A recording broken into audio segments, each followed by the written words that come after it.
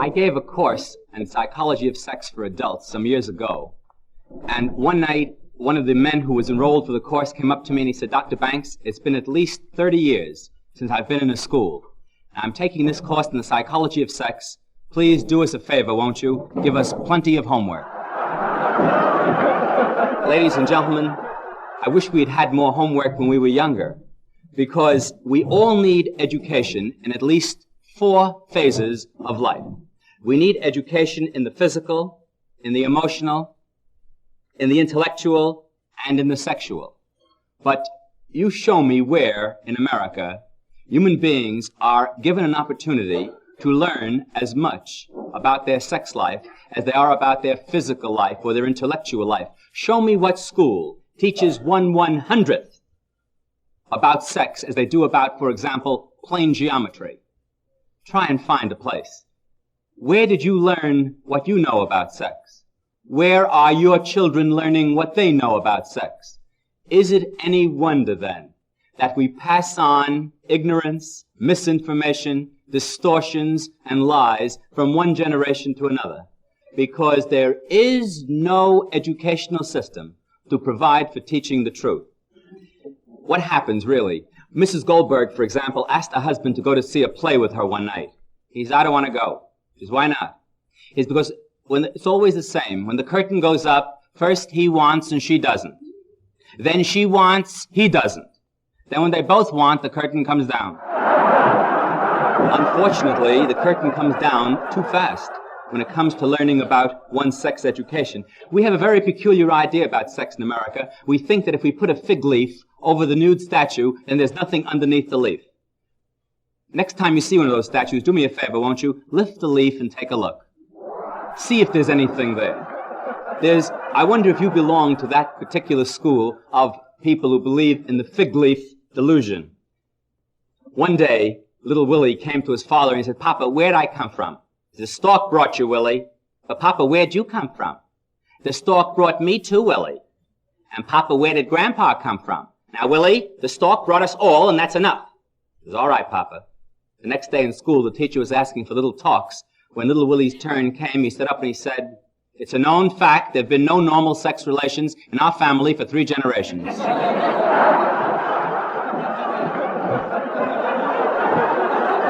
It is impossible to overemphasize the importance of inadequate sex knowledge. If we abuse our physical health, we will pay for it. If you neglect your health, if you eat the wrong foods, if you smoke, if you overdrink, if you ignore the rules of physical hygiene, nature makes you pay for it. If you overeat, you will get fat. If you undereat, you will be thin. You can't escape the laws of nature. On the other hand, ladies and gentlemen, if you violate the principles of mental health, you will lead yourself to a perfect nervous breakdown, because there are roads to nervous breakdown, just as there are roads to healthy, happy adjustments. Similarly, sex can be a source of great satisfaction and joy to human beings. And on the other hand, it can bring you more pain, more sorrow, more regret, more sinful feelings, more guilt than perhaps any other thing. It is fantastic, really, the amount of sex ignorance in our population, the things that people believe about sex. You'd be amazed if you knew how many people believe that sex activity must tire you out. That is, anyone who has sex activity must be tired. This is, of course, completely false, but if you believe it, you will be tired. That you can be sure of. So we have a nation of tired people around us. Now, sex is one of the great hungers of human life. Just as you are born with a hunger for food, with a drive for drink, you also are born with a drive for sex. Now, of course, nobody frustrates you in your drive to have a hamburger. If you're hungry and you want to say, let's go out for a hamburger, nobody says, ooh, you must be a dirty thing. What a filthy mind. You know, nobody calls you names or looks down on you when you try to satisfy your physical hunger for food. But did you ever hear people announce, I'm really sexually hungry. Let's go out and find something. So naturally, although that's one of the great drives, that naturally goes underground, and we become very, very hypocritical about it. Ladies and gentlemen, it is essential, terribly important, that you and your children get a proper presentation of sex.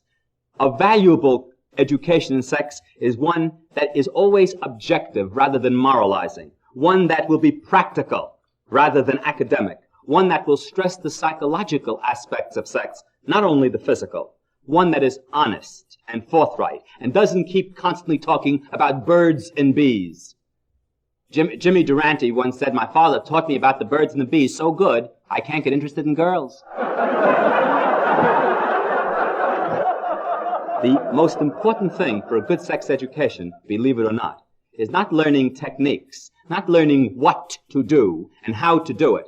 But the most important thing about sex that you or your children can ever learn is to have an attitude, if you please, of understanding, a philosophy towards sex that will make you an artist of life, that will help you enjoy sex as God meant you to, and not to suffer and struggle with it like a donkey under a burden.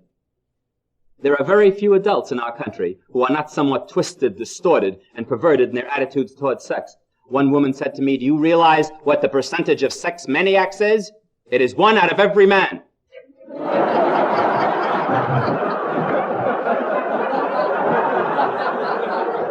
And so if you will take a look at what picture the sex present in America today, you'll find that it simply shows that for most people it is simply a very disturbing perplexity. There are some who can meet it more or less with tension and embarrassment. Others who may accept it as inevitable but dirty. Some others who are always guilty and sinful and ashamed, regardless of what they do, if it is sexual. One man said to a woman, "Let's come to my room tonight."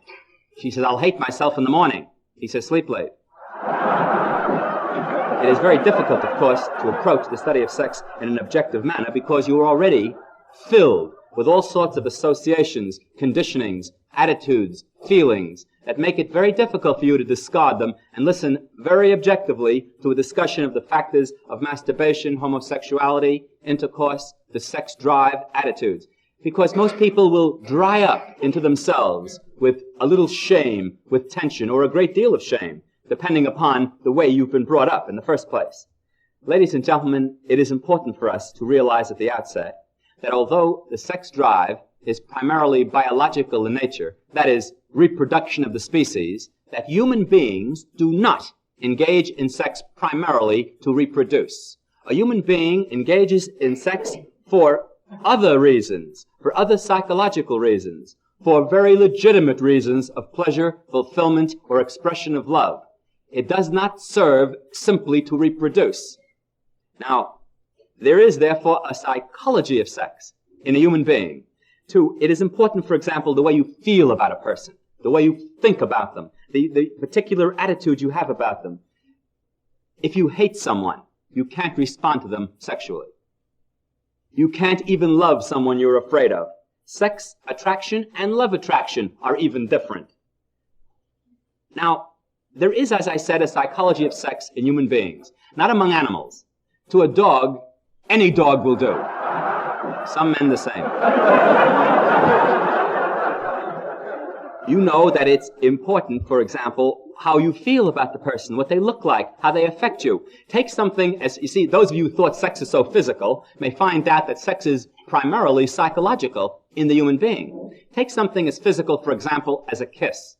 Now, what can be more physical than a kiss? Two skins touch. But if you could get a thrill out of two skins touching, you could go around and kiss pigs. Some do. I see you know who they are, too. You know that it's important whom you kiss. You kiss one person, and your heart skips a beat. You kiss another one, I feel like throwing up right now. I was walking along Times Square the other day, and I saw this little book for sale. It's called The Art of Kissing. And since I'm interested in the arts, one fellow asked a girl, "Do you believe in free love?" She said, "Did I ever send you a bill?" But love is a funny thing, isn't it? A fellow bites a girl's neck because she has beautiful legs. Isn't that peculiar? Now, let's take a look at some of the chapters in this book on the art of kissing. You wouldn't believe it, but here they are. Here are the chapter headings. Listen. Different kinds of kisses. Why people kiss. Preparing for the kiss. You go home, take a bath, a little DDT.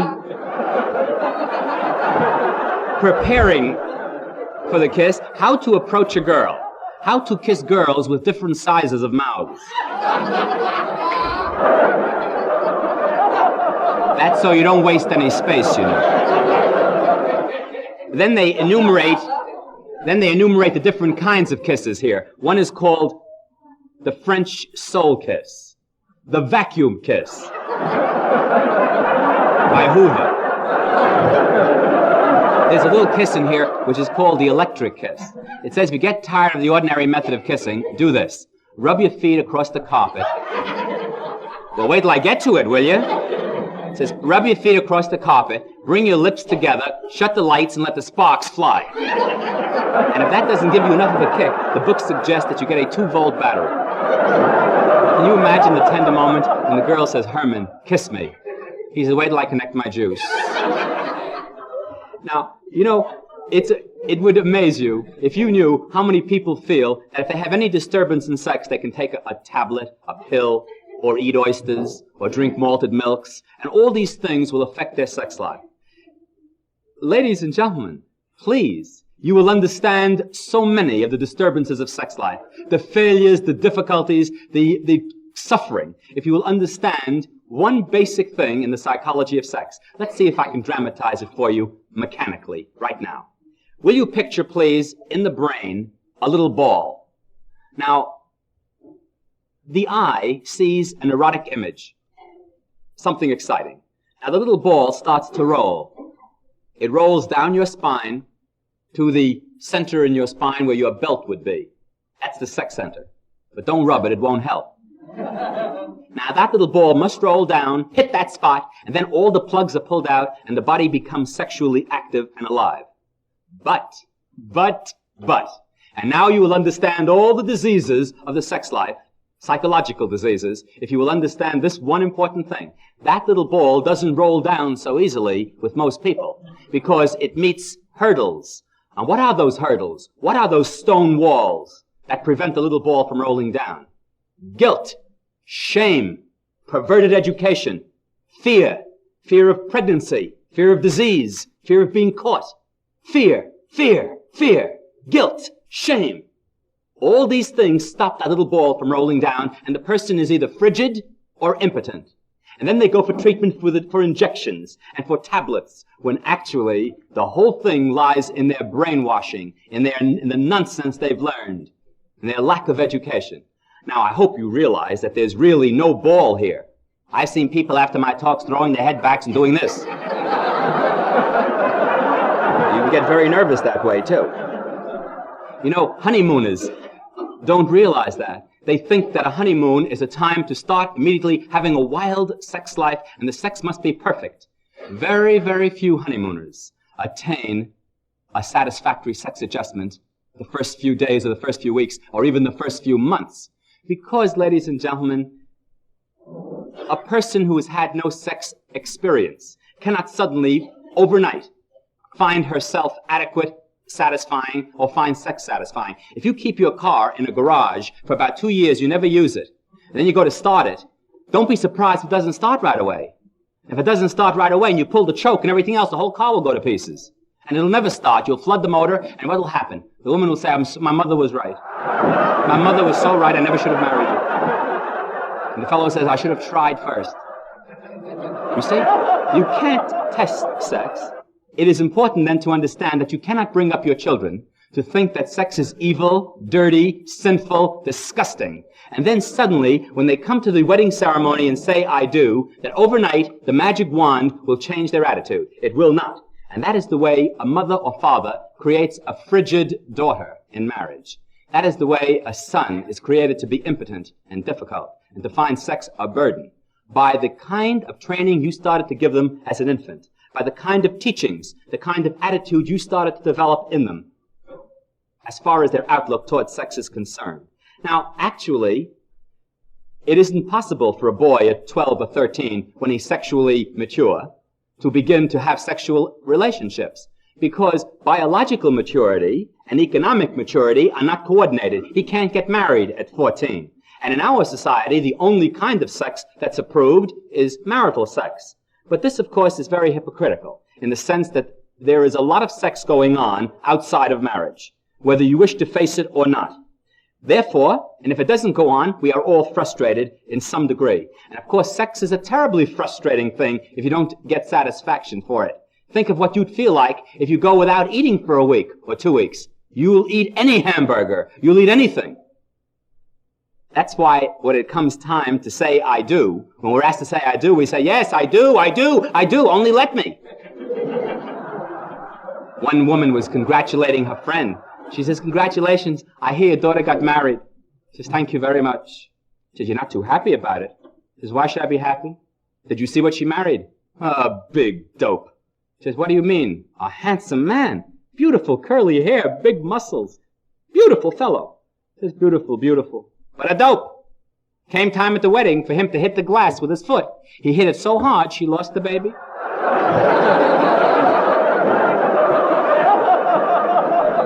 There are thousands, millions of people who believe that the sex drive in the male is different from the sex drive in the female. Actually, if you were brought up the same without being taught what is right, wrong, evil, or shameful, the female and the male sex drive, expression, excitement, satisfaction is completely equal. A woman is no different from a man in her ability to engage, participate, or enjoy sex. The only differences that do exist because of education, or I should say, a perverted education. Now, of course, there is, however, a psychology of sex differences because a woman becomes pregnant. A man does not. And in that one sentence, ladies and gentlemen, you should understand why there is a psychology of sex differences. A man, you see, is free to flit around, while a woman can't flit so easily. She always has some evidence to produce as a result of her flitting. For him it's an experience, for her it's a destiny. No wonder, one man went to the phone one day and he heard a voice say, hello, is this Maris? He says, yes, this is Maris. Who is this? He says, Maris, this is Sadie. He says, Sadie. Mit which Sadie am I having the pleasure? He says, Maris, this is the Sadie with whom you already had the pleasure. Oh, he says, that's Sadie, the Sadie I met you at Grossinger's. Oh, what a wonderful sport you are. What a sport. He says, sport? I'm pregnant. If you don't marry me, I'm going to kill myself. He says, that's a good sport. You see, he has one attitude, she has another.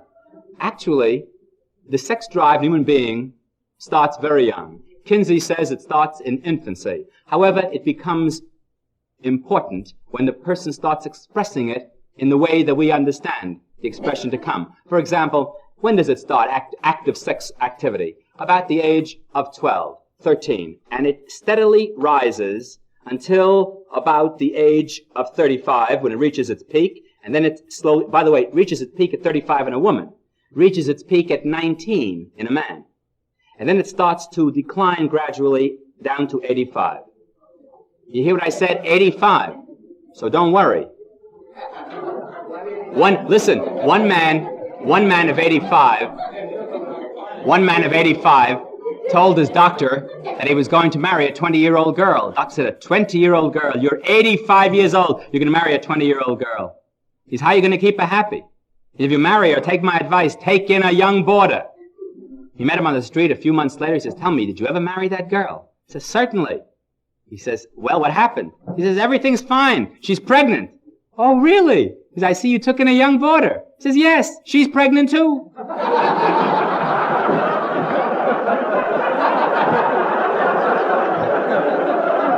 There are some people who at age 65 have more sex drive than some people at age 25. It is a question of personal heredity and education. Both those things will determine how active you will be at any age. A woman, for example, was taking a bath on the ground floor. She couldn't open the bathroom window because it was stuck. Finally, it suddenly flew up, and the force of it, she fell out into the street, right into an ash can, with her leg sticking out. At that moment, the Frenchman walked by, and he saw her leg sticking out. He said, oh, these extravagant Americans. She's good for 10 more years yet. Now, they have a little different attitude. Did you know, for example, that even change of life, menopause, on Collins Avenue in Florida, one woman said to a friend, "Tell the truth, Sadie, have you been through the menopause yet?" So, "Haven't you been through the Fontainebleau?"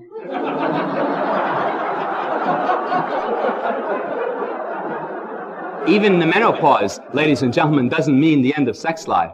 Actually, menopause usually marks a beginning of a new sex life for a woman, because menopause means the end of pregnancy. The end of pregnancy, not the end of sex life. Don't you feel more relieved? Well, you should, because this can open a whole new page for you. No, not become pregnant. That's what I said. Menopause means the end of pregnancy. Don't let age worry you. People think that age and sex go together in terms of diminishing returns. May I tell you, for example, of a Jewish lady who moved to a brand new apartment on Park Avenue. She wanted to give a party the next week, so she called up a painter. The only one she could get was a 73-year-old painter. She called him and says, "Mr. Paint now, I'd like for you to finish for me the whole apartment in 2 days." He says, "Mrs., I'm an old man. I'm 73 years old, but I'm a good painter. I'll do as much as I can, but I don't finish today, I'll finish tomorrow." He did the apartment for her. He comes back, he says, "Mrs., I'm an old man. I'm 73 years old, but I'm a good painter. I finished for you the whole apartment except the kitchen. I'll come back in the morning, I'll do the kitchen." It's all right. She says, "Thank you very much, Mr. Painter." That evening, her husband came home from a party he'd been on. He gets into the house, a little tipsy, and he puts his hand, all 5 fingers, on the fresh paint in the bedroom. The next morning, when the painter came back, she says, "Mr. Paint now, before you do for me the kitchen, I would like you should come with me in the bedroom. I want to show you where my husband put his hand last night." He says, "Mrs., I'm an old man. I'm 73 years old. Better you should give me a glass tea."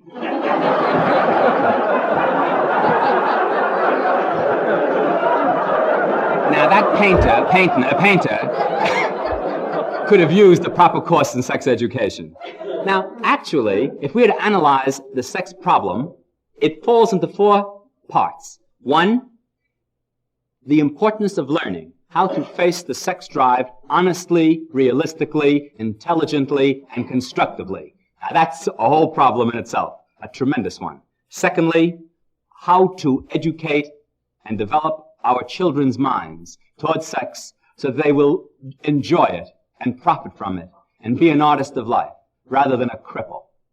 Third, what about the problems of the unmarried in terms of sex expression? And fourth, what about the problems of the married in terms of sex expression? Let's first look at the problem of children.